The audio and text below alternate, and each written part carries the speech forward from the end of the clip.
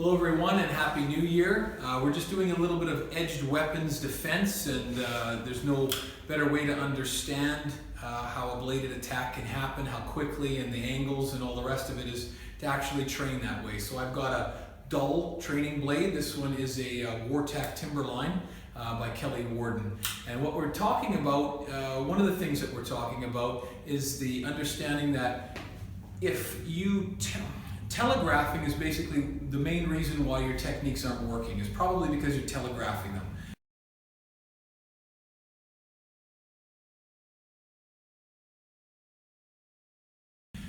How not to do that, or how to see that in other people so that you can block them, is very simple, in that if you're putting an attack, whether that be a punch, like a haymaker, or a grab, or anything like that, and it's coming away from your body, where that person, you, the viewer right now via the camera, can triangulate a distance between these 2 points, it's much easier for you to see. If it was in line here, it would be much harder for you to see. And in fact, there's a whole martial arts worth of movement that we can talk about another time, that utilizes the idea of actually falling from that center, where you're actually concealing where they're actually stepping, and then stepping and striking and attacking through. That's done with swords and bow staff and things like that, as well as just empty hand. So just kind of think about that and how you in turn are defending, or how you in turn are defending, and if you're telegraphing your movements,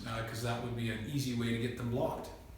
Okay, so continuing on with edged weapons defense, it's the same idea, but nonetheless, what we're looking at is a bit of a scripted scenario or something like that. If his arm's behind his back and I don't know what he has, well, I've got some options, as I always do, and you should be thinking about those first. First of all, why am I here, right, in this environment?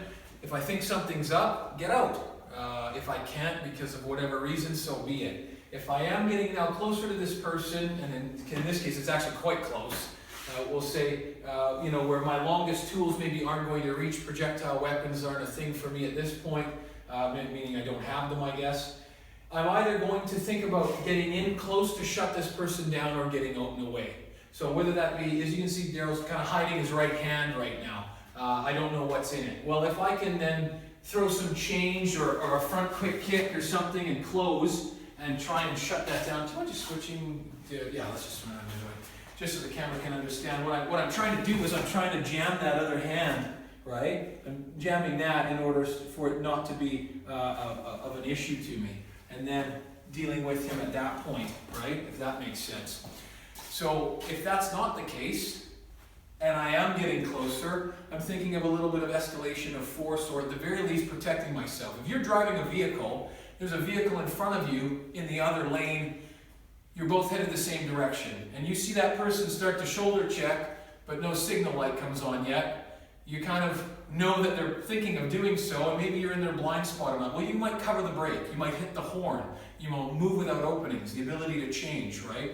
Speed up or slow down, something of that nature. Well, the same here. So if Daryl's hiding his hand, I can't get away, I can't think to close, maybe I will go for tool acquisition and deployment. In this case, a travel wrench, right? Just moving to the frame of the camera here. So from that point, we were doing a bit of stuff from class. So hidden again, if Daryl decides to lunge forward or whatever that might be, I'm simply going to hollow out and strike with the travel wrench. I have no idea what he's got in his hand. I just went for that strike.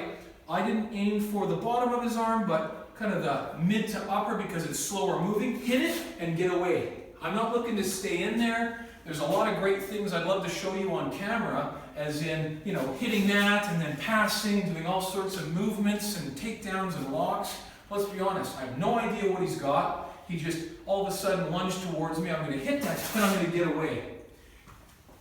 We'll look at that building up as a scenario. He is an actor in this case who's going to hit and then maybe hit again, right? So I'm protecting myself and moving away. I would like to, are we still in the frame? Yep. I would like to maybe learn to pass that and hit it, still staying at distance, not getting too close to his other loaded tools. At the same time, I'm always looking to check to 12 o'clock, meaning from here to that strike to his head. I'm looking to do that if I can, but not if the attack is continuing to come in until maybe now you can see I'm bringing in my other hand to shut it down and try to hit him. He, of course, could block that. We could move into all sorts of other little bits and bobs, foot trap, things of that nature, and then the fun stuff starts to come out. But you need the base tools to kind of think about this. The other part of it could be Daryl could strike, strike, and strike again. Well, all I'm going to do is either hit with the bottom end of that probe there or the top, or even a rising block and stay away from him. I could stay inside. It's okay, even punch. Sure, that's fine. I could stay inside. I could do all those things, but I would like to keep with the same idea that if I were away, dealing with whatever, hitting that, for instance, and then punching, I'm not going to stay inside with Daryl. I'm just going to simply move away and keep at distance of that tool. Same principle being involved with using the travel wrench, or if I had a knife myself, although I'm not going to show you that stuff on open internet source. So there's a few principles that we've been working on, hopefully kind of clarifies it a little bit. And if you have any questions, please leave them in the comment section below. Please like, subscribe, and happy 2017.